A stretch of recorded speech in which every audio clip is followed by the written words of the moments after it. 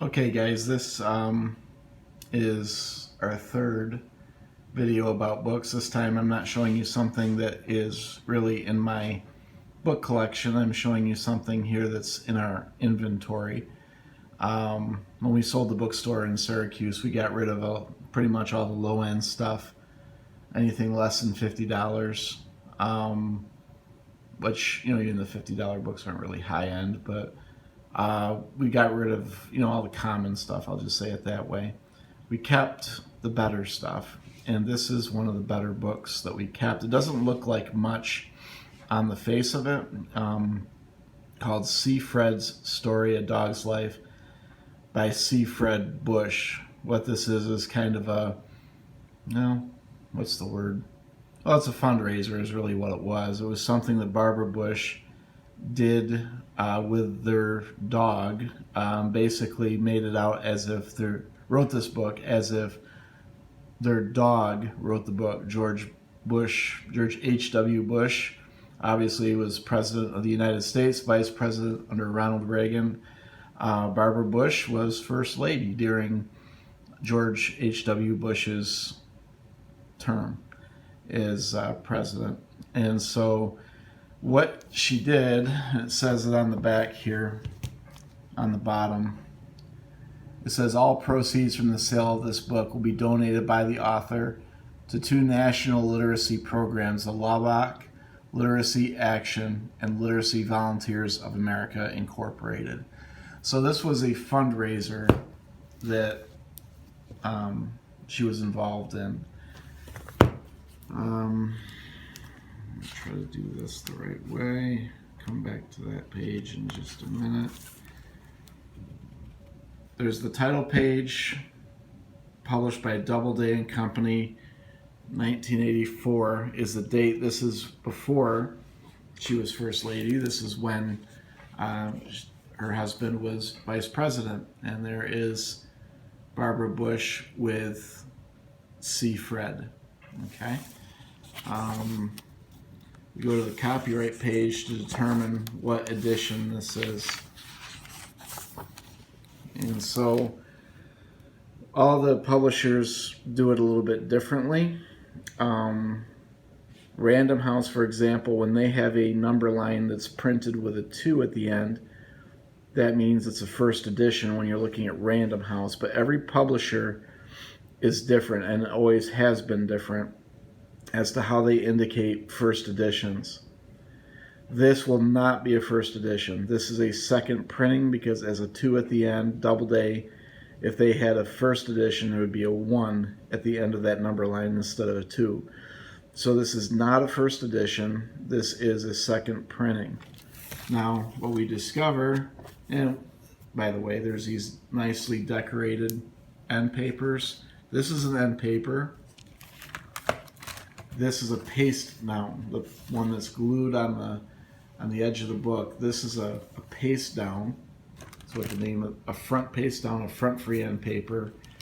And when you go to the back, you have the back paste down and the back rear free end paper. Okay, that's the technical term for those. And they're decorative, they're pictorial. They've got drawings of C. Fred Bush. Okay, and I guess his many adventures. This is what makes the book interesting.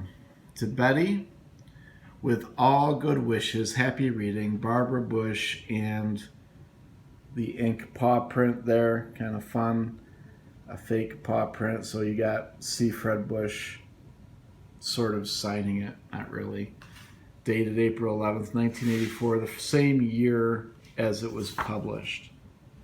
So it's a second printing, and it's signed by not while she was First Lady, but First Lady Barbara Bush. It's in pretty nice condition. I'm just showing you that. I'll show you the spine.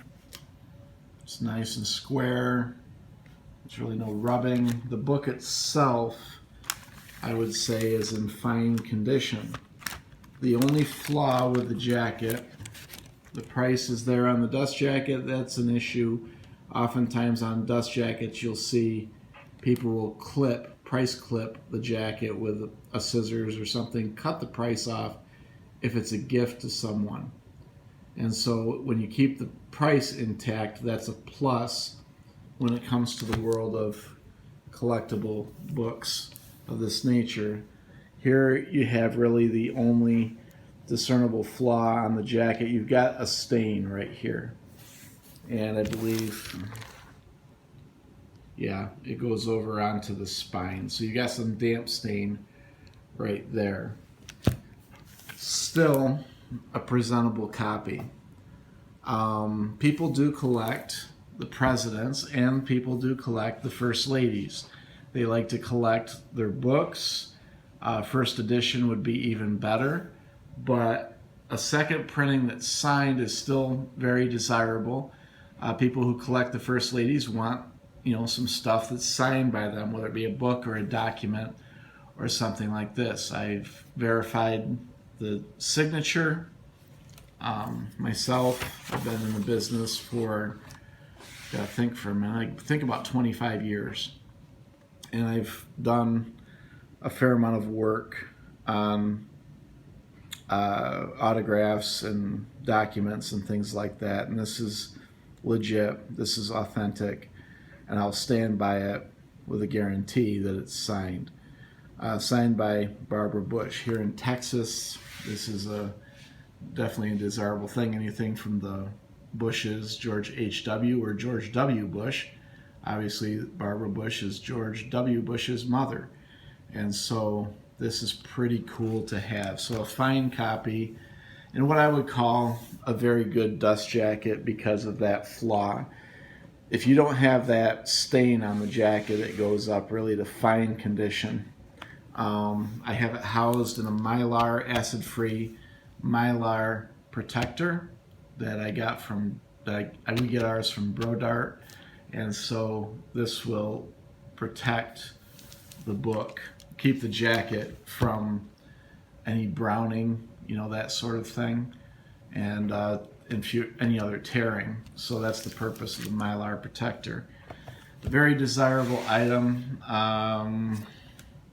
Price, originally when I cataloged it, I priced it at $400 because of the autograph. I would go down on that now. I figured now, I would sell that for $200. So, yeah, a $200 book. I'll tell you where I got it. I wasn't going to do this, but I will tell you where I got it. This one I got in a very strange way.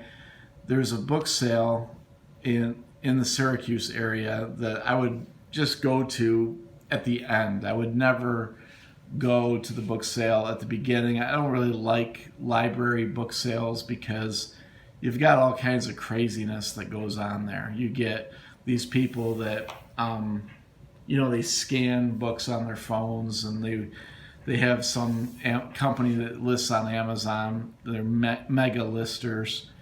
And you got to fight with them. You got to fight with all the typical crazy book people, all that kind of thing. And I usually don't go unless I would go to this one at the end. And what they would do at the end is they'd have a bag sale. So for maybe I think it was $1 a bag, you could get books, or for maybe $5 a bag. I don't remember. It was a bag sale at the end. And so we'd go to the bag sales at the end. I found this thing at the end of the book sale. No one had gotten it. And I threw it in the bag with several other books. There was another book signed by the guy who was the CEO for Virgin Atlantic. Can't remember that guy's name. So I'm finding signed books at the end of this book sale. It just goes to show you that a lot of these guys that are mega listers and do internet sales online really have no idea what they're doing. They just pick a book up and scan the barcode. They never even bother to open it up and take a look to see if it's signed. And so that's just part of being a professional versus being an amateur. But so I filled a bag of books for $5, and that's the price, $200. people say, well, wait a minute, you can't do that because you didn't pay that much for it. Listen, there's a great book dealer named H.P. Krause who used to say, if I find a $5 bill on the ground, I'm not obligated to sell it to you for $1.50 just because I found it on the ground. It's worth $5. And so it's the same way. I spent a lot of time in years in learning what I've learned to do the book business, and that's worth something. And so this is part of how I support my ministry and make a living and pay for my stuff. All right, so that's the deal. So I hope you enjoyed that little look and that little story about how I got the book. There are treasures to be found that way. I'll say that. There are treasures to be found just looking at book sales. I went to a library sale here in the Fort Worth area. This would be back in 2007. No, that's right, 2007. And in this library sale, I just happened to look across the room, and I saw John Grisham's A Time to Kill sitting on the shelf. Now, you might not think a John Grisham book would be worth very much because he's a modern author, but his first book, A Time to Kill, in the first edition, the first printing of that book is exceptionally rare.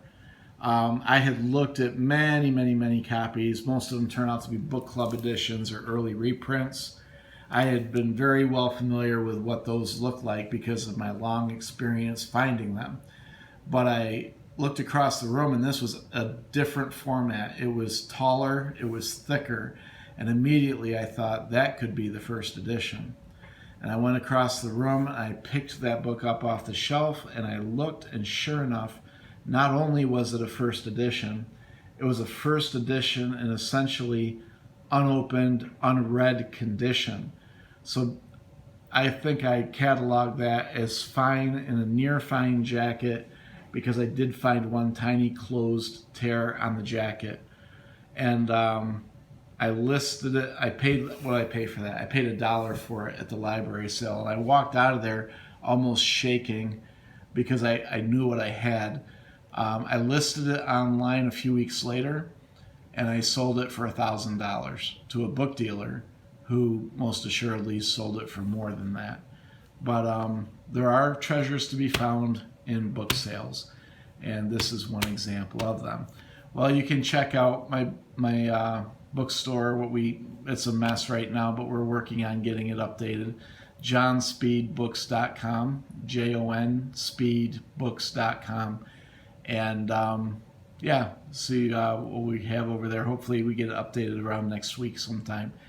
Okay, guys, thanks for watching this. And if you liked it, hit subscribe. We're going to be doing more used and rare book stories and books themselves and that kind of thing on these YouTube videos.